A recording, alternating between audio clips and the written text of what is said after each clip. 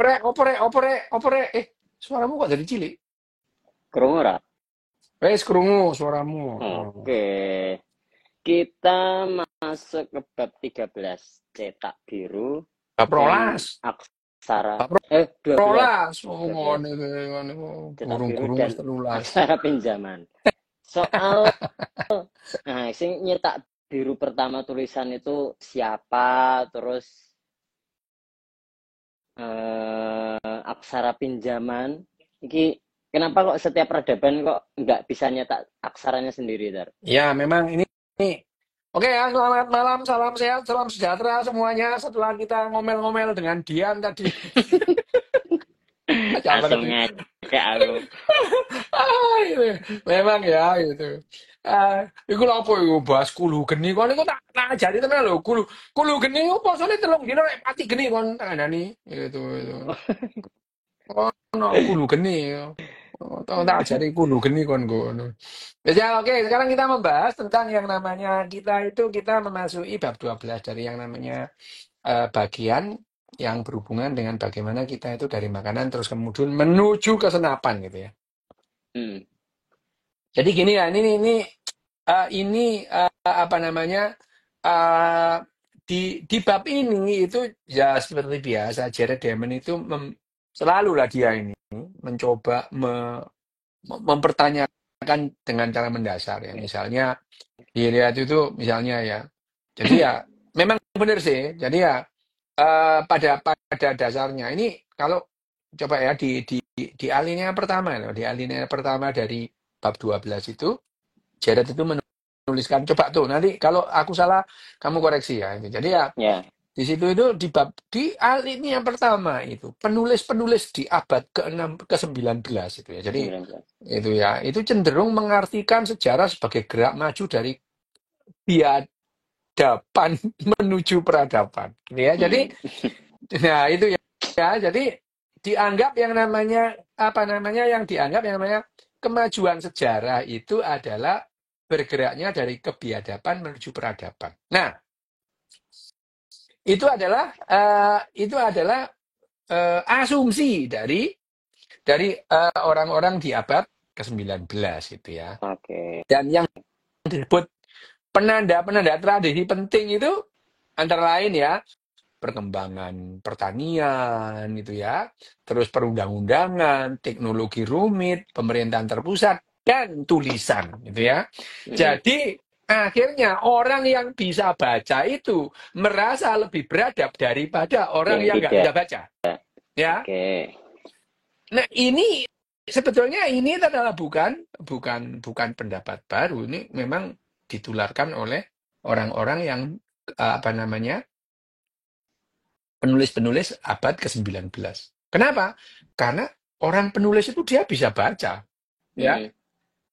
Dengan mengatakan orang nggak bisa baca itu tidak beradab. Pada dasarnya dia mengatakan aku lebih Itu beradab daripada peradaban. orang-orang gitu Ya, ya betul. itu. Secara Ya tidak langsung itu. ya. Ya itu. Jadi tapi ya tulisan itu secara tradisional itu ya pada umumnya itu terbatas dalam sebuah geografis itu ya. Sebelum disebut di alinea pertama itu sebelum ekspansi Islam dan Eropa kolonial gitu ya. Jadi Islam dan Eropa kolonial itu berjasa besar dalam penyebaran orang jadi Tulisan. melek huruf itu ya. Melek huruf itu ya. Bisa baca gitu ya. Bisa baca itu ya. Tapi sebelum ekspansi Islam dan Eropa kolonial itu tidak ditemukan yang namanya tulisan, kita tidak menemukan tulisan di Australia, Hmm. Kepulauan Pasifik gitu ya, terus kemudian Afrika sebelah selatan dari Katulistiwa gitu ya. Terus Amerika gitu ya. Amerika itu kecuali Mesoamerika gitu ya. Ya, Mesoamerika. Sebagai akibat dari persebaran yang terbatas itu orang-orang itu ya pada umumnya orang itu membanggakan diri sebagai beradab kalau mereka itu bisa bisa Bisa bisa nulis baca baca. gitu, bisa nulis dan baca gitu ya. Dan mereka menganggap orang yang tidak bisa baca tulis sebagai orang-orang yang barbar Tidak beradab. ya, itu. Bayangin aja Kalian tidak tahu. Mungkin orang-orang itu tidak tahu bahwa bangsa Inka itu bisa mengelola kekaisaran tanpa tulisan, ya itu.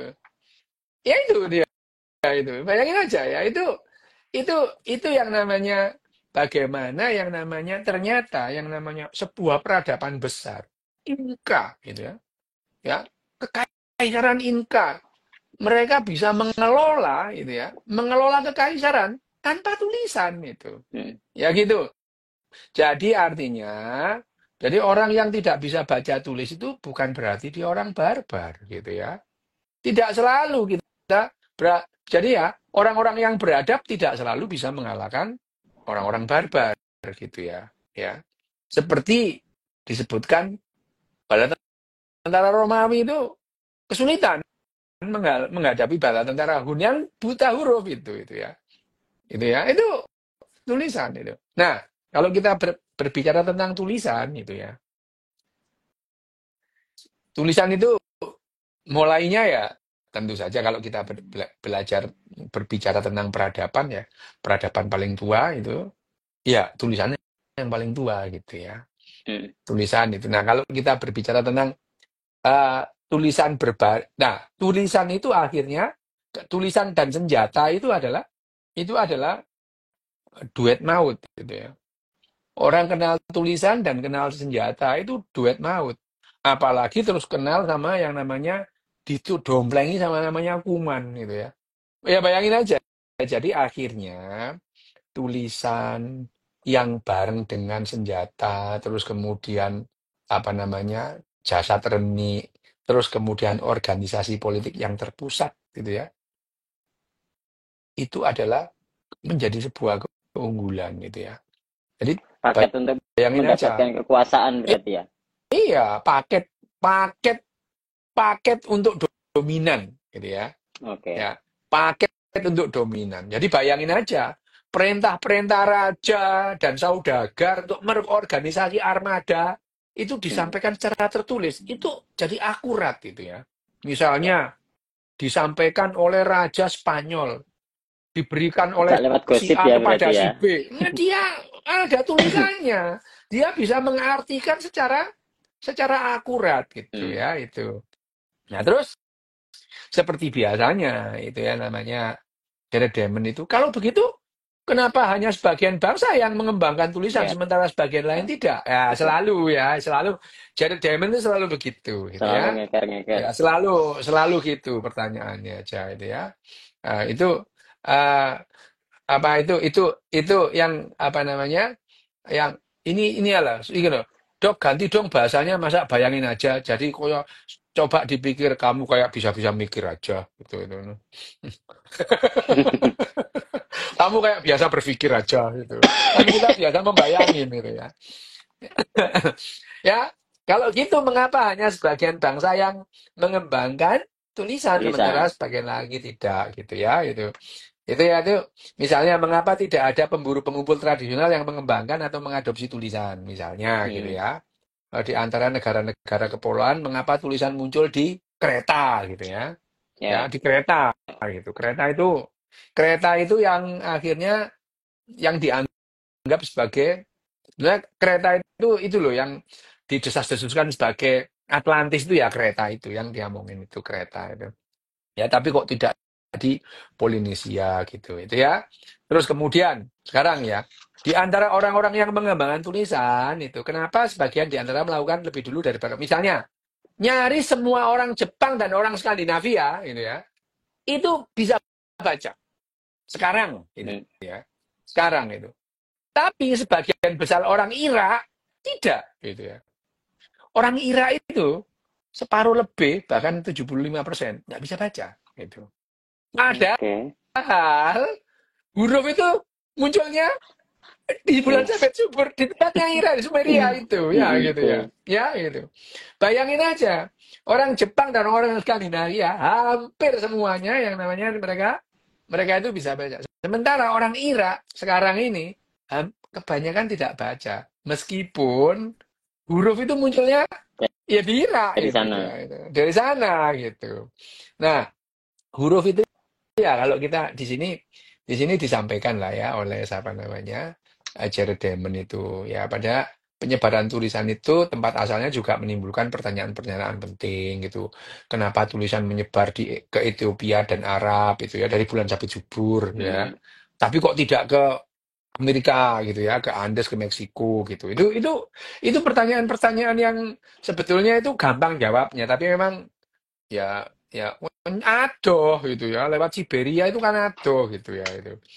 Nah, itu. Tapi di sini di awal-awal di babak apa di apa alinea-alinea berikutnya itu eh, si Jared ini membagi atau apa namanya tentang tulisan itu. Bagaimana yang namanya 3 strategi dasar untuk mendasari sistem tulisan gitu ya. Memiliki perbedaan yang bermakna gitu ya.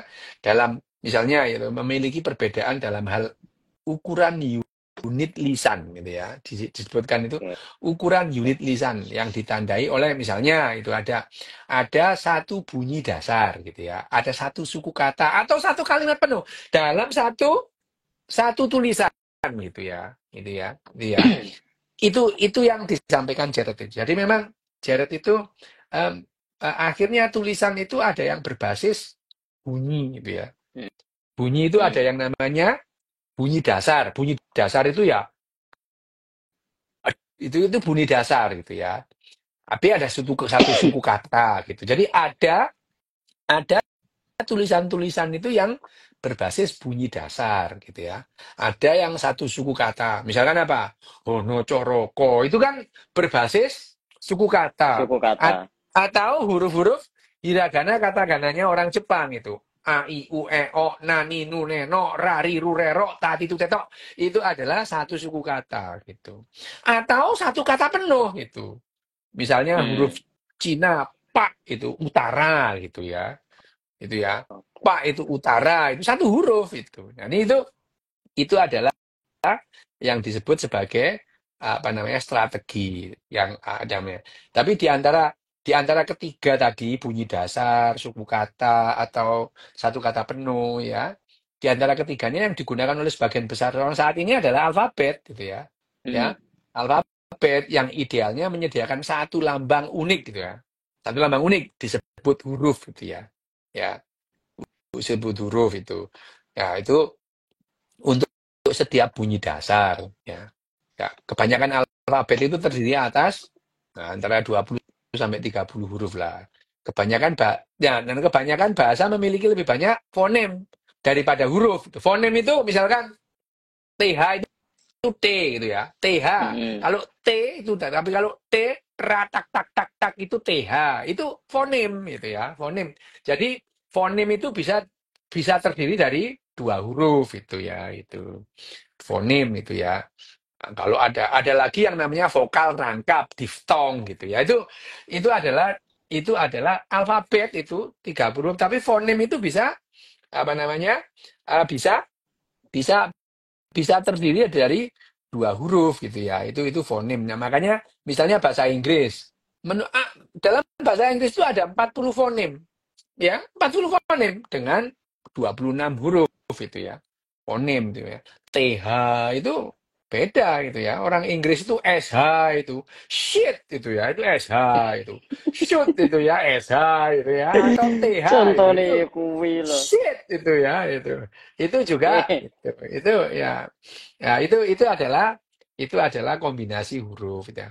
Nah, strategi itu adalah yang namanya alfabet. Strategi kedua ya tadi menggunakan apa yang disebut logogram gitu ya. mm, Logogram yang berarti satu lambang tertulis mewakili satu kata satu penuh kata gitu. utuh. Ya. Satu kata penuh itu. Itu banyak lambang itu orang-orang Cina itu ya, suku Cina. Terus kemudian orang-orang Mesir itu hieroglif juga logogram gitu ya. Logogram gitu. Itu itu yang disebut itu. Nah, strategi ketiga ya, kalau strategi ketiga itu yang paling tidak akrab kebanyakan membaca buku menggunakan satu lambang untuk setiap suku kata. Setiap suku Nah, kata. sebenarnya apa namanya hiragana katakana ini itu ya a i u e o nani nune no hono coroko itu sebetulnya tapi sekarang tidak populer dulu ya nggak populer itu ya ini nggak populer ini yang disebut sebagai silabari gitu ya silabari gitu ya silabari jadi ya family itu 3 huruf family gitu ya itu. Nah, silabari itu lazim pada masa lalu gitu ya. Ya. Ya itu di Yunani ya dulu ya gitu. Orang huruf-huruf Palawa ya gitu ya. Huruf Palawa gitu, huruf Palawa, huruf yang kalau kita belajar bahasa Sanskerta itu huruf Palawa gitu. Nah, huruf Jawa itu, Honocoropo itu kan juga silabari gitu ya. Ya, Hmm. silabari gitu. Dan misalnya orang Jawa misalnya. Banyak yang tersembunyi dalam silabari. Misalnya ini. Kamu tahu pasangan tuh? Bang, Pasangan. Pasangan tuh kebanyakan yang di bawah kan? di Pasangan bawah. di Cuma bawah. beberapa Ada dok nggak? yang di samping. Ada tiga. Ada tiga. Hanya Yang ada tiga pasangan yang ada di atas, di samping. heeh. Po, so, po. So, Po. ya. Cuma tiga ini. Coba wali. Oh, so, po. Dibalik adalah poso. Kamu tuh disuruh tirakat gitu loh itu. Eh. Tua, masa ter? Iya, lo kamu tuh Iya, nggak tahu. Cek. Ini adalah lo iya. Jadi yang namanya huruf Jawa banyak yang namanya apa namanya perumpamaan atau apa namanya sindiran-sindiran Filosofi. sanepan itu ya, sanepo, pesan-pesan terselubung gitu Iya, ya. iya, iya, Karena iya. orang Jawa itu kan disuruh bahwa yang namanya tirakat, terus kemudian Poso. hidup altruis gitu ya. Makanya pasangan yang ada di atas itu cuma Cuma tiga. sopo gitu. Kamu ya poso, kamu itu poso. Ojo akean mangan. Makanya apa namanya? Iya, jadi apa namanya? Pesan-pesan dalam tradisi Jawa itu cegah dahar lawan nendro ya. Oh, Cegah dahar lan guling gitu ya. Jadi kamu jangan banyak makan, jangan banyak tidur gitu ya. Terus aku biyen jarene mbahku ya ngono, kon niku nek cegah melek iku sembarang ketok ngono. iya, Tak buktekno aku. orang melek kok. Melek iku bakul petik liwat ketok aku. Gitu. Bakul tempe liwat ketok. Kon lek turu gak ketok tuh. Jadi memang benar kalau kemudian kamu cegalek sembarang ketok. Bener itu ya. Tapi dalam ini kembali lagi ya dalam Tulisan. dalam bahasa itu banyak pesan-pesan dalam apa namanya tulisan itu banyak pesan-pesan terselubung gitu ya sama dengan itu kan kamu baru sadar bahwa osopo itu Iya, hanya tiga itu iya. yang di Heeh, atas ya heeh. itu Aku pesan nggak Jawa ngerti nak harus dibalik barang. ya kan itu sementara sebetulnya huruf Palawa semua pasangan ada di bawah. Oke. Ya, huruf Palawa itu semua semua pasangan itu harus ada di bawah. Semua. Ya itu. Sementara pada huruf Jawa itu ada 3 huruf yang Di pasangannya di samping. atas itu di Ya. samping itu ya. Itu ya. Sementara ya sebetulnya untuk A I U E O-nya ya sama. Kalau I itu dikasih itu pepet jadi E gitu ya. Mhm. Paling taruh itu jadi O gitu. Jadi Nah, oh. ini yang memberikan yang namanya silabari gitu. Tapi sekali lagi, ya sekali lagi ya kembali berarti cetak birunya itu huruf Palawa. Jadi Oke. huruf Hmm. aksara Jawa itu aksara aksara Masalah tiruan pinjaman, pinjaman. pinjaman gitu. Nah pada dasarnya huruf Latin itu pinjaman Pinjaman. dari alfabet Arab itu. Ya alfabet Arab, daerah-daerah di Arab. Sementara yang lebih lama gitu ya itu yang lebih lama kuniform itu sudah Uniform. ditinggalkan Hmm. karena tidak efektif itu. Tidak efektif kuniform itu yang jadi huruf awal yang pertama muncul adalah kuniform di Uniform. Sumeria Di gitu. Sumeria. Nah, tapi sekali lagi pada awalnya kenapa orang itu kok membuat huruf itu? Ya untuk mengingat untuk akurat itu. Tapi di awal-awal tujuannya untuk apa? Untuk nyatet utang. Itu aja gitu. Pak Kosim iki ta. Iki Ya, arek bisa. iki. Jadi ya memang. Jadi di awal huruf-huruf itu untuk nyatet utang. Jadi kamu utang apa dicatat. Jadi bank kredit tidak sebenarnya kredit ini bank kredit itu. Jadi nama yang pertama kali diabadikan dalam tulisan itu Itu Debt bukan collector. raja, bukan ahli agama, tapi debt collector yang namanya Kusim itu. Dia itu tukang tagih gitu ya. Jadi tiga ribu 700 tahun yang lalu itu ada tablet itu ya, bahwa bahwa si ini apa, bahwa masih punya, jadi itu dikasihkan orang, kamu masih punya hutang sekian jelek tertanda Kusim gitu ya itu. Jadi ya, pokoknya orang yang namanya itu tertera dalam tulisan itu bukan seorang raja, bukan seorang nabi, bukan seorang elit agama, bukan pendeta, tapi tukang kredit itu ya itu. Nah, itu menunjukkan bahwa yang namanya perniagaan itu penting gitu ya, penting. Ya. Jadi yang namanya huruf ini muncul pertama ya untuk kepentingan perniagaan itu. Jadi kalau kita berbicara mengenai huruf itu, lokasi beberapa naskah yang disebut dalam teks itu ya, ada yang namanya asal usul independen itu ada di apa, di bukunya bukunya Jared itu ada itu ya. Ada yang namanya gambar lokasi beberapa naskah yang disebut dalam teks itu ya itu. Mm. Asal usul independen itu ya, atau mungkin independen gitu ya. Itu satu ya, di Sumeria itu independen gitu ya. Mesoamerika itu Amerika, independen gitu ya. Cina itu independen. Cina. Korea Hangul itu independen ya. Korea itu Hangul itu independen ya. Di Irlandia itu mereka punya Hangul. Jadi paling tidak ada 17, ya 17 ya itu. Ya, Koreksi itu 17. ya, Betul. 17 ya. Ya. Itu ada yang namanya 17 itu ya. 17 dari 17 eh, huruf gitu ya yang muncul itu. 14 itu independen ya. Independen itu ya. Independen itu. 14 itu independen.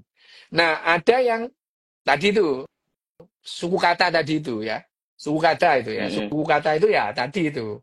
Kereta, Jepang, Jepang, A I U E O Nani Nu Neno itu kan. Dan orang India Cherokee gitu ya. Nah, itu Cherokee. Cherokee itu ya. Itu adalah suku kata. Tapi ya sekali lagi seperti tadi Mesir, terus kemudian apa namanya, Lembah Indus itu. Lembah Indus itu apa? Orang Indi gitu ya. Kenapa disebut orang India?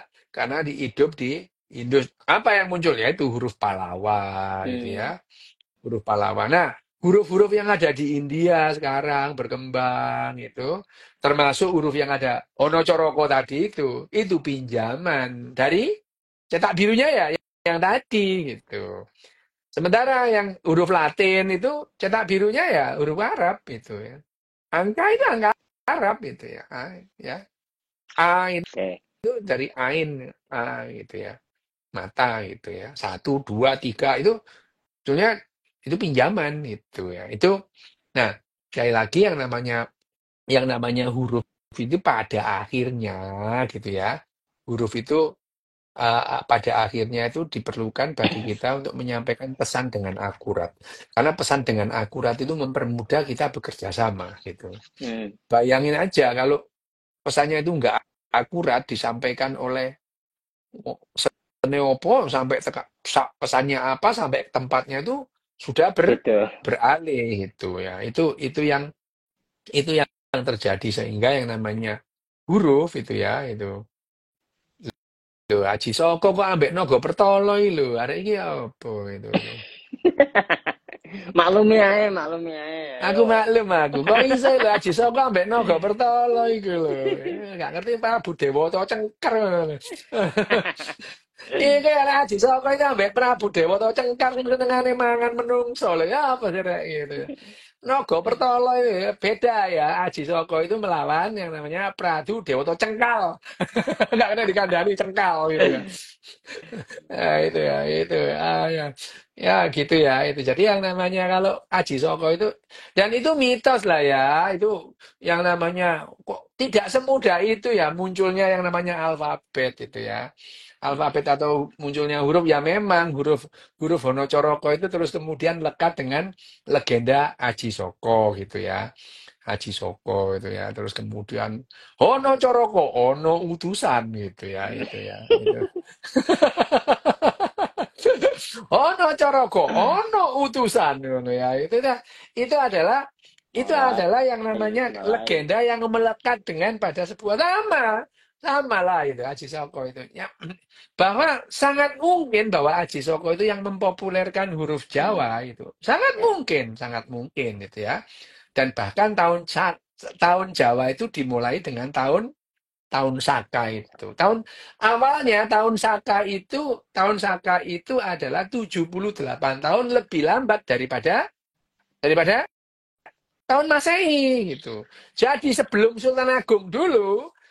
zaman Sultan Agung yang sudah Sultan Agung itu kan mengubah tahun Jawa yang dari eh, hitungan matahari ke hitungan rembulan, melo Arab Hmm, itu ya. Jadi kalau dulu orang Jawa memakai tahun Saka itu, ya pokoknya ke tahun Saka itu 78 tahun setelah tahun Masehi. Misalnya, apa ya? Oh misalnya meninggalnya atau matinya Raja Brawijaya terakhir, Bri Kertabumi itu ya. hmm. Itu ada itu prasastinya berangkat tahun atau condro skolo sirno ilang kertaning bumi gitu ya. Sirno itu nol, ilang Nol, itu nol, nol, kerto itu 4, bumi itu satu. 1. Jadi 1400 tahun Saka atau Yes. Oh, 1478 Masehi gitu itu. Jadi sebelum Sultan Agung itu gampang gitu ya. Jadi dalam prasasti itu ada Condro Sengkolo. Condro Sengkolo itu angka tahun yang dengan kata-kata ya tadi itu tuh. Sirno ilang kertaning hmm. bumi itu ya. Sirno itu nol, ilang itu nol, kerto itu 4, bumi itu 1. Dibacanya dari segi balik. Satu empat Tuh, kosong empat kosong nol nol. tahun kah itu. Gitu ya itu. Atau 1478 Masehi. Jadi 1478 Masehi itu jadi 1478 Bre Kertabumi mati gitu. Tinggal dua utusannya. Sabdo Palon ambek Noyo Genggong. Gitu itu ya. Itu dan itu kalau kita itu tidak kenal huruf itu kita Ya, sulit gak bisa. sulit mengetahui Bahkan gitu ya. memberikan ini juga ya informasi di Iya, dalam tulisan itu tadi ya, Sar, ya. informasi sehingga lebih akurat. Misalkan ada prasasti apa, ada Condro Sengkolonya. Jadi kita tahu, oh candi ini dibuat tahun berapa. Itu Iya, iya, iya. ada gitu. Karena ada Condro Sengkolo gitu ya, Condro Sengkolo. Jadi ada yang namanya itu. Ini ada. Jadi kita itu tidak tidak ya Candi Borobudur dibuat itu ada Condro Sengkolonya itu ya masuk iya Nabi Sulaiman nulis Condro Sengkolo kan yang enggak itu. Mulai, wes, mulai, Rek. Mulai. Ya jadi itu kalau kita melihat yang namanya candi prasasti itu selalu ada angka tahunnya gitu yang namanya Condro Sengkolo tadi itu ya. Jadi dicondro dengan apa nyondro dengan bagus ya tadi ya. Sirno ilang kertaning bumi apalah Oke. Pandowo pitu nunggang jaran misalnya gitu Hmm. ya. Pandowo itu Pandowo piro Pandowo itu? limo. Enggak, Limo. Pandowo itu pitu gitu. Jadi kalau kamu condong sekolah Pandowo itu pitu itu. Pandowo itu artinya Kok pitu bukan iso? limo. Loh iya, Oh. karena Pandowo itu ibu loro ya apa Oh sih iya, kon? iya. Ngono. Jadi Iya, iya. ya gitu. Jadi Pandowo itu pitu. Jadi kalau ada Pandowo itu 7. Pandowo pitu, 77, nunggang 7, jaran juga 7 gitu ya. Jadi tahun 7777 gitu misalnya gitu ya. Jadi kalau kita mau nulis tahun 7777 ya Pandowo pitu nunggang jaran gitu. Itu misalnya tapi nggak penting lah tuh ngapain. Cuman maksudku itu gini loh ya, maksudnya bahwa tulisan tulisan ini membuat kita lebih akurat bisa melihat Ya, ya, bisa melihat itu gitu ya. Itu benar itu itu peristiwa ya. Ya, itu melihat peristiwa. Nah, dan akhirnya orang yang disampaikan apa yang disampaikan Jared Diamond ini memang agak panjang ceritanya, Betul. tapi sebetulnya Ini panjang banyak banget itu, Sar. banyak anunya, banyak kembangannya seperti biasa lah ya gitu. Banyak kembangannya itu ya. Itu ya, itu apa namanya? Apa namanya? Banyak kembangannya. Misalnya di sini ada dia apa namanya? Ini ada nanya ini, ada kamusnya. Oh, no, kamu belajar lah. Itu ya ada yang namanya sastra Jawa itu ada. Mm-mm. Condrengkolo itu apa gitu Cara itu ngitung ada itu. tahun. Banyak lah itu. Iku ono sing mana? 2 3 4 apa? Jisamsu. Cisangsu.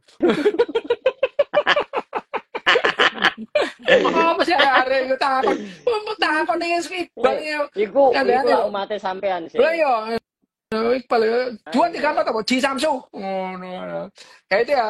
Misalnya kenapa? Nah, disebutkan kenapa awalnya itu apa namanya kuniform karena ya dia menggunakan seperti paku, huruf paku, karena dia itu harus dodol dodol itu loh ya, karena itu di atas yang namanya lempengan lempengan apa namanya lempengan tanah Tanah-tanah liat liat. itu, didodol-dodol gitu itu ya, itu Kayak ya, ceker ayam itu didodol, toh. nah itu ya, nah, cakar Arab, makanya namanya huruf uniform, huruf Huruf paku gitu. baku. Tapi lama-lama apa namanya memberi ya akhirnya kita manusia itu mempunyai atau menemukan cara yang paling efektif untuk berkomunikasi lewat tulisan gitu ya itu. Jadi tetap aja. Tapi ya misalkan orang Jepang ya tetap aja dia tetap apa namanya tetap menggunakan huruf katakana hiragana sehingga akhirnya orang Jepang sendiri bahasa Inggris itu kesulitan gitu.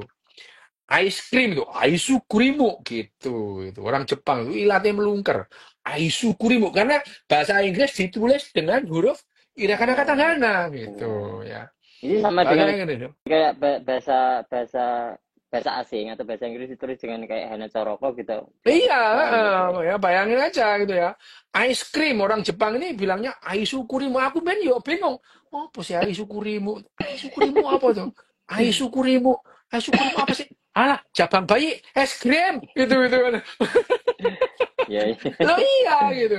Ah, itu ai syukurimu. Terus Ardoroku. Ardoroku apa sih? Hatrok, astaga, hatrok, Ardoroku gitu. terkait rokok. Jadi asli ilate wong Jepangnya melungker kabeh gitu.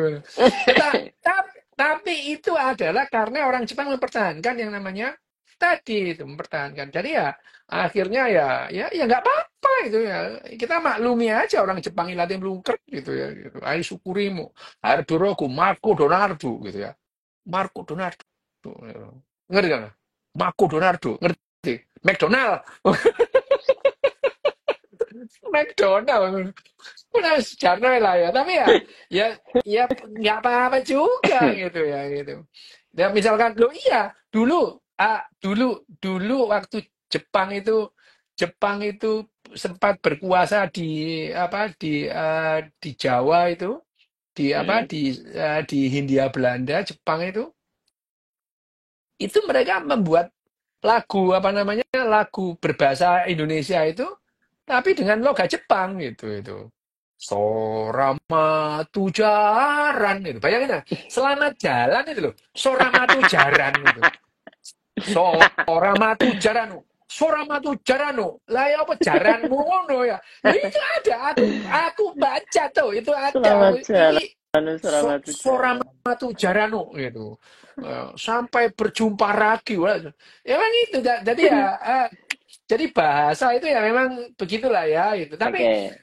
itu adalah handicap itu dihadapi karena orang Jepang tetap kekeh menggunakan hiragana katakana. Mm-mm. Sementara orang Melayu itu menggunakan alfabet A B C D itu ya itu A B C D sehingga ya itu tadi Soramatu Jarano gitu ya jaranmu kono ya gitu Soramatu Jarano gitu. Selamat jalan loh itu ya Soramatu Jarano gitu. Tapi ya bagaimanapun juga kalau ada orang Jepang ngomong bahasa Indonesia pletot-pletot kita menghargai gitu ya. Ya. Coba, kamu nemu orang Jepang berusaha berbahasa Indonesia, Mm. kamu itu kalau lihat orang orang Jawa berbahasa Inggris pletot-pletot kok kamu sok-sokan gaya gitu. Bahasa Inggrismu jelek banget. Wah, itu loh ya gitu. Bayangin aja gitu. Ya itu adalah salah satu bahwa yang namanya tulisan itu kadang-kadang tulisan yang tidak sama yang tadi yang berbasis huruf tunggal gitu ya berbasis Mhm. bunyi dengan dengan berbasis kata huruf suku kata itu seringkali terus kemudian ya kayak tadi ini yang kita dianggap dihadapi orang Jepang pada saat mereka berbahasa Inggris gitu ya. Ya tadi itu. Ya itu apa namanya misalnya tuh strawberry gitu. Strawberry gitu. Strawberry ya strawberry milkku gitu ya. Strawberry milkku. Aku dewe ya bingung apa sih strawberry milkku. Astaga, susu strawberry gitu ya. Strawberry milkku. Aku dewe ya bingung. Jadi wong-wong ini ngomong apa sih? Saya tulisan gitu. Ternyata milk strawberry milk gitu. Strawberry milkku gitu. Lah ya wis lo ya gitu ya. Itu tapi ya akhirnya ya kita memahami sama dengan pertama gimana cilapi cilapi apa sih cilapi sudah tulis astaga terapi itu cilapi nah itu adalah apa namanya uh, handicap kita kalau kita membahasakan yang terbiasa terus kemudian menulis dengan huruf yang berbeda Mhm. gitu. Sementara misalnya alfabet Latin itu kan digunakan alfabet Latin itu digunakan untuk orang berbahasa berbahasa Melayu meskipun bahasa Melayu itu awalnya itu dengan huruf pegon. Ya. Tapi huruf pegon itu sendiri bukan huruf Arab, ya, bukan huruf Arab itu. Huruf Arab kan nggak punya, misalnya huruf Arab kan nggak punya P gitu ya, gitu. Mhm. Nggak punya P gitu. Tapi pegon punya gitu ya itu. Nggak punya eng ya. Pegon punya gitu. Jadi itu adalah adaptasi bahwa yang namanya alfabet itu bisa diubah-ubah sesuai dengan kebutuhan sehingga bahasa Melayu di zamannya yang dianggap sebagai bahasa paling mudah sehingga bahasa Melayu itu pernah menjadi bahasa lingua franca. Pernah Ya. menjadi lingua franca. Semua pelaut bisa bahasa Melayu karena mudah gitu. Ya, itu. Karena mudah. Bahkan Marco Polo itu pintar bahasa Melayu, Marco Polo. Bahkan Marco Polo itu yang menjuluki bahasa Melayu itu si mudah gitu, si mudah. Hmm. Si mudah karena bahasanya sederhana, bahasa Melayu itu ya. Itu Marco Polo itu pintar bahasa Melayu dan Marco Polo menyebut Melayu sebagai si mudah dari Katulistiwa gitu ya. Marco Polo itu pintar bahasa bahasa apa namanya bahasa Melayu gitu. Bahasa Melayu itu bahasa muda gitu. Nah, bahasa pelaut. Jadi pelaut sak dunia itu dulu ngerti bahasa bahasa bahasa Melayu karena itu adalah dipakai untuk. Nah, akhirnya yang namanya kata karena akhirnya terus kemudian Inggris misalnya tidak ada benua yang tidak dijajah Inggris gitu ya. Ya. Tidak ada benua yang tidak dijajah Inggris sehingga bahasa Inggris menjadi lingua franca sekarang gitu ya. Ya, lingua franca. Bahasa Inggris itu lingua franca sekarang gitu kok. Semua nggak harus bisa bahasa Inggris itu. Bahkan kalau kamu ke Jepang itu bahasa Inggris itu sebagai Bisa kedua. pengantar. Kalau kamu ke Sudi ya udah ke Jepang ya tanya bahasa Inggris itu. Dan orang Jepang yang di kereta api yang di penjaga loket itu diharuskan mereka bisa bisa berbahasa berbahasa Inggris gitu ya. Itu itu adalah bagaimana yang namanya huruf itu akhirnya misalnya ya ada lagi ini ada yang agak unik gitu ya. Apa namanya yang di bukunya Jared itu ya itu adalah lukisan gitu ya Hmm. lukisan aliran Rajasthani ada Gujarat ya Gujarat ini hurufnya beda sendiri hurufnya itu beda itu ya itu kan ada Gujarat itu ya anak benua India di awal abad ke-17 gitu. Sekarang pun ya aku sih bisa baca itu karena aku juga waktu itu belajar. Ini hurufnya ini gampang sebetulnya tapi Gampang paling ketat-kletot piye? gitu ya. Gampang gitu ya. Ruwet ngene kok gampang. Iya kayak kodok brewok gitu tapi coba kamu perhatikan satu Aduh, persatu. brewok. Ya. Jadi itu lukisan Rajasthan itu atau Gujarat itu ada di buku itu dituliskan itu ya. Ya. Itu tulisannya itu seperti ya tulisannya mirip-mirip dengan tulisan India modern lain ya. Turunan Oke. jenis tulisan Brahmi India itu ya. Ya itu turunan penyebaran gak. Jadi ya seperti alfabet alfabet Aramek. Alfabet Aramek sebetulnya gitu ya. Oke. Jadi ini ini satu nenek moyang dengan huruf Arab itu ya, Aramaik gitu ya itu. Itu sekitar abad ke-7 itu ada gambarnya di situ itu. Nah, Mm-mm. jenis-jenis tulisan India itu ya itu memakai azas alfabet itu. Tapi secara mandiri merancang bentuk-bentuk huruf itu, urutan huruf dan perlakuan vokal tanpa menuruti salinan cetak biru. Jadi orang India itu yang Gujarat itu berbeda dengan orang-orang misalnya Sing gitu, beda gitu ya. Itu tapi cetak birunya adalah Aramaik gitu. Sama dengan orang Arab, jadi sebetulnya sama itu gitu ya. Ya seperti sama meskipun itu ya akhirnya jadi huruf-huruf India itu ya tapi gampang sih Ki. Kalau dibandingkan dengan huruf Arab itu anggaran Arab itu ya. Itu atau ada tak, ada tok. Nah, ya itu. Iya bayangin aja. Ya, lo ya ada tak, ada Ada tok ain, itu ya ada itu. win. Ada got itu, ada shot got itu. Tak, lo ya bayangin aja. Ada hak, ada kho gitu ya. Ada hak itu kalau kamu ngomong maksudnya hak itu antara H dan KH gitu ya. Ah, Ya ya, itu ya. antara H dan K Hak, itu heeh. hak itu ya. Tapi kalau Gimana? kok itu ya. Makhorijul Lah huruf itu, kok piye rek? nah iya itu kalau makhluk itu ya itu. Lah ini antara God dengan God itu beda gitu. God Ya. itu. Nanti God itu ilatmu mbok emut didik God gitu ya. God itu beda dengan Do itu kan beda gitu ya. Mm-mm. Itu makanya yang namanya huruf Arab itu rumit dibandingkan Kenapa dengan huruf sulit ya? itu namanya sulit gitu ya. Karena huruf Arab itu akhirnya di Arab itu ada yang namanya makhraj gitu ya. Mm-mm. Jadi apa namanya melisankan huruf dengan benar gitu. Ini Arab lebih rumit Iya. itu ya antara hak dan kho itu sudah beda gitu. Sehingga hatam dan khotam itu dua hal yang berbeda gitu ya. Gitu ya. Ya kan itu adalah bagaimana akhirnya peradaban atau perkembangan bahasa dan huruf Arab pada masa jaya-jayanya dinasti Abbasiyah itu mencapai sastra yang paling tinggi Paling gitu ya. tinggi. Itu paling tinggi itu ya. Itu pada saat dinasti Abbasiyah gitu. Jadi akhirnya jadi misalkan di Arab itu akhirnya ya jadi bahasa Arab itu bahasa yang paling rumit gitu. Bahasa yang paling rumit. Lebih rumit daripada bahasa misalnya Cina? Prancis gitu. Lu Cina gampang tuh gitu. Bahasa Mandarin itu gampang itu.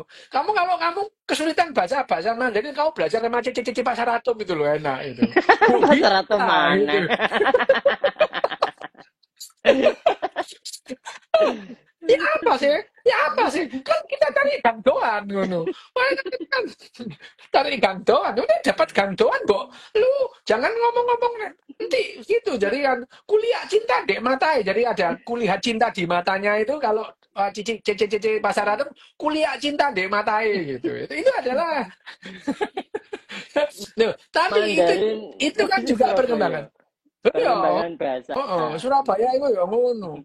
Cik, wah, anu iki anu itu Haujek Sencingping. Wah, itu enak gila, Haujek Sencingping gitu ya. Ini Haujek Sencingping ya. Yang tahu cuma cici-cici Surabaya lah gitu. Cici-cici pasar atom lah, Haujek Sencingping. Bu gitu tah gitu. Ya itu bu gitu jangan gitu itu. Nanti tak bilangin sama Cece gitu. Ya, itu adalah perkembangan bahasa dan perkembangan bahasa selalu dengan kita ada ya bahasa yang rumit, ada bahasa yang disederhanakan. Sama lah, misalkan bahasa Arab pasaran yang berkembang di Jawa, di Surabaya, itu jauh lah dari bahasa Arab sesungguhnya gitu ya. Oke. Kamu tahu bahasa pasaran Arab-Arab ngampel Surabaya kalau bilang tidur apa? Turu, regut. Hmm. Regut. Regut itu turu gitu. Bayangin aja. Oke. Jauh banget dengan yang Ya, namanya misalnya ya naum. itu. Naum kan jauh banget itu kok regut gitu ya itu. Diem itu sekut gitu. Diem sekut itu bahasa Arab-Arab pasaran gitu. Jadi kalau kamu lihat orang-orang kalau kamu di kampung Arab gitu. Kamu kamu bisa bahasa Arab Al-Quran itu bingung loh. Lihat itu ngomong mereka sekut itu ya. Bayangkan Ya ya, kayak kayak regut Malang itu, juga regut sama bro toh, gitu. Her. Ya sama ya makanya. Jadi Kadang bahasa juga Arab kayak itu gitu. meskipun ya orang-orang Arab pasaran itu kamu bingung Ya, gitu. Tidak sama dengan bahasa Arabnya sendiri gitu. Dan mereka juga bu ajak ngomong beneran ya nggak ngerti gitu ya. Nggak ngerti ya dia itu juga gitu ya. berlaku di peradaban lain ya, di Iya, negara lain juga berarti. makanya itu yang namanya pergeseran itu tentu tentu ya karena ya harat itu. Kalau harat itu bahasa Banjar, harat banar, harat banar itu ya. Ya, misalnya ngeluh itu hawas ngeluh. Itu bahasa Arab. Nah, ini adalah pergeseran yang namanya bahasa. Tentu saja kalau ditulis, ya lebih bingung lagi kamu. Coba, Iya. kamu nulis regut bahasa Arab, coba. Dengan huruf hijaiyah, regut. Ayo, ya apa? Ya apa tuh? Mm-mm. Gak iso gitu. Ora ono soalnya. Ya ada gitu. Sekut. Nah, bingung kan, sekut itu menengai. Gitu. Menengai, sekut itu. Nah, ini adalah perkembangan-perkembangan bahasa sehingga memungkinkan yang namanya alfabet itu terus kemudian berkembang sama dengan tadi Aramaik itu yang kemudian berkembang jadi huruf-huruf Huruf atau Hindi. alfabet Yahudi ya Mm. Aramaik itu satu nenek moyang itu Aramaik itu ya apa namanya huruf-huruf Ibrani huruf-huruf Arab huruf-huruf Brahmi. apa namanya Pali India gitu ya itu Bes kurang 10 menit tuh mau besok Oke. Aku tahu ntar oh ya seberapa apa besar oke seberapa besar tulisan dalam eh, apa? eh, dalam mempengaruhi memori kolektif oh ya mm suatu ya masyarakat mm-mm. dibandingkan tradisi Mm-mm. tulisan tradisi Ya, lisan. tradisi menghafal, Hmm, ya. Jadi, hmm. tradisi menghafal, tradisi lisan, itu tentang memori kolektif itu tentu akan bergeser, gitu ya. Gampang bergeser. Ada tulisan pun tradisi apa memori kolektif itu bergeser. Apalagi tidak ada tulisan, gitu ya. Oke. Ada tulisan, tradisi kolektif itu berbeda. Contoh ya, contoh. Memori kolektif ya. Memori kolektif kita itu sudah beda gitu ya. Dulu itu kalau misalkan tahun 80-an gitu. Dengan tulisan itu. Anak-anak sekarang itu sudah lupa apa yang diingat oleh nenek kakeknya. Itu lupa gitu. Nggak tahu Hmm, gitu. hmm. Nggak tahu gitu ya. Bahkan bahasa-bahasa. Gampangnya gini tuh. Gampangnya. Yang paling gampang aja. Orang Malang tuh. Hmm. Malang itu kan bahasanya Boleh walak-walian kan. dibalik. Walian. Walian itu. Tapi orang Malang tidak pernah berkomunikasi dengan menulis terbalik. Oke. Nulisnya ya nulis bahasa Nulis Indonesia biasa. biasa. Ya, itu. Ya. Dia tidak pernah nulis surat dengan misalnya utapesmu nang di kano itu. Ya, ya, ya. Ya, itu. Sehingga ingatan kolektif orang Malang itu bergeser gitu. Hmm. Sekarang bahkan anak-anak Malang yang dulu satu SMP, satu SMA dengan aku, kalau mereka ngomong bahasa Malang, aku gak ngerti gitu. Ya ada bahasa-bahasa Malang yang dulu ndak ada, sekarang ada gitu. Tapi anak-anak atau orang-orang angkatanku, baby boomer itu ngomong dengan bahasa Malang sekarang gitu. Contoh ya, tidak ada umak itu ndak ada. Umak kalau dibalik kamu. Hmm, hmm. Bahasa Malang tahun 70 80 kamu itu ya kon, nggak balik-dibalik gitu ya itu. Hmm, hmm. Kayak gitu. Umak itu bahasa anyar itu. Bahkan terus kemudian ngomong genaro. Itu bukan bahasa Malang gitu. Karena yang namanya Malang itu NG itu eng itu adalah konsonan. Makanya bokong itu ngokop. Hmm. Ngokopnya hedek gitu. Bokongnya gede. Ngokopnya hedek gitu ya. Tapi sekarang orang itu dibalik jadi genaro, bukan ngaro gitu. Kenapa? Karena orang Malang tidak terbiasa berkomunikasi menulis. Menulis kata-katanya gitu. Sehingga tulisan itu mempengaruhi yang namanya yang namanya Memori. memori kolektif tadi itu ya. Ya, sementara tulisan-tulisan yang tetap bahasa Indonesia ya tetap aja gitu. Meskipun ya sekarang itu bahasa prokem itu tetap berkembang, tapi bahasa baku tulisan itu tetap dipakai gitu. Mm, Tetap dipakai sehingga memori kolektif orang tentang bahasa Indonesia nggak sulit bergeser gitu ya. Sulit bergeser gitu. Kenapa? Karena kita melakukan komunikasi tulisan itu dengan bahasa Indonesia dengan tulisan. Sementara itu bahasa bahasa gaul atau lisan. bahasa prokem itu bahasa lisan, Oh, oke. ya. Itu juga Bahkan sekarang di negara-negara lain juga begitu. sama, sama. Sehingga orang Jakarta itu lupa kalau polisi itu pernah disebut sebagai pelokis tahun 70-an itu. Hmm. Pelokis itu ya, itu. Pelokis itu. Bahkan tidak pernah ditulis itu, ya. Ya, ya, Ya, ya. orang Jawa ngomong, ya sama dengan orang Malang gitu ya. Orang Malang ngomong, ya akhirnya ya, akhirnya yang namanya memori memori apa namanya memori kolektif itu sangat dipengaruhi oleh budaya tulis gitu. Budaya tulis. Arab itu pada dasarnya awalnya itu bukan budaya menulis itu ya, budaya menghafal gitu.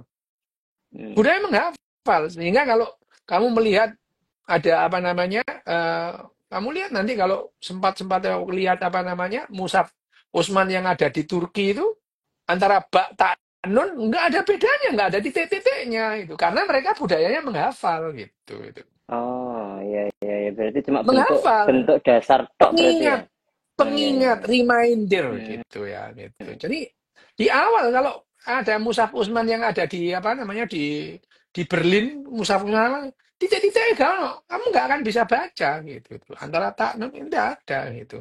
Baru diberi titik belakangan gitu ya. Itu supaya lebih lebih akurat, supaya nggak Hmm. salah bacanya Hmm. gitu. Supaya menghindari itu tadi. Wes toh, wes beres toh. Mari tuh. Nah, iki ana pertanyaan iki. Oh, pertanyaan apa? Nah,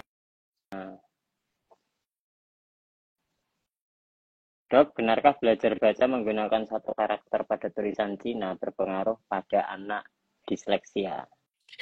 Gini, karena yang namanya huruf Cina itu pola gitu, ya sama sih, sama lah ya, bahwa orang disleksia itu kesulitan melihat pola gitu ya, kesulitan melihat pola. Jadi dia kesulitan melihat satu pola yang apa namanya berupa kata, tapi dia mempunyai kemudahan untuk melihat yang pola yang lebih sederhana gitu ya. Hmm. Berpengaruh iya itu. Berpengaruh iya, tapi ya nggak terlalu berpengaruh amat lah ya gitu. Jadi memang anak disleksia itu kesulitan membaca melihat pola kalimat iya bisa gitu. Tapi ya disleksia sendiri kan tidak tidak tidak satu banyak modelnya ya. Oke. Bagaimana evolusi tulisan dari simbol sederhana ke kompleks dengan perkembangan otak? Ya ada yang lebih sederhana, ada yang jadi lebih kompleks gitu ya. Jadi yang namanya perubahan, yang namanya evolusi itu tidak ada kemajuan evolusi. Nah, ya berubah aja gitu. Ada yang menjadi lebih kompleks, ada yang lebih sederhana gitu ya. Disederhanakan, dikomplekkan gitu ya. Tidak Perkembangan otak ya, direncanakan perkembangan otak berarti ya kayak gitu tidak ya? direncanakan doang. Kita ngomong bahwa ada pinjaman itu jadi lebih kompleks, ada pinjaman lebih sederhana Hmm. kan ada gitu ya. Oke, itu ya. Ya. Oke. Lebih praktis mana ter? Antara men menciptakan tulisan baru buat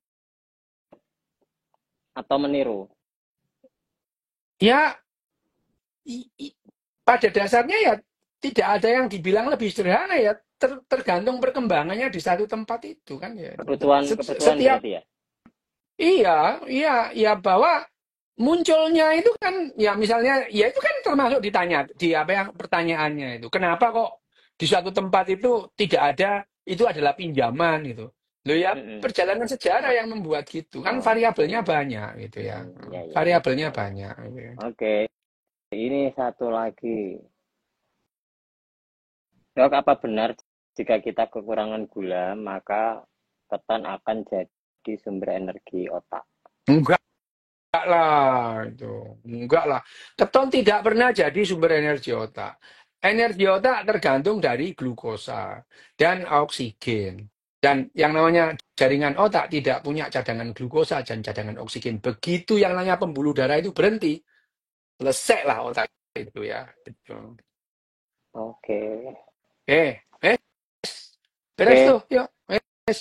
Nanti makasih, minggu depan lagi. Ter. Sabtu lagi, Sabtu. Ya, dilanjutkan. Ya, Oke. Ya, oke. Ya. lanjut bab 13 kalau sido sama The Terima kasih teman-teman. Selamat malam.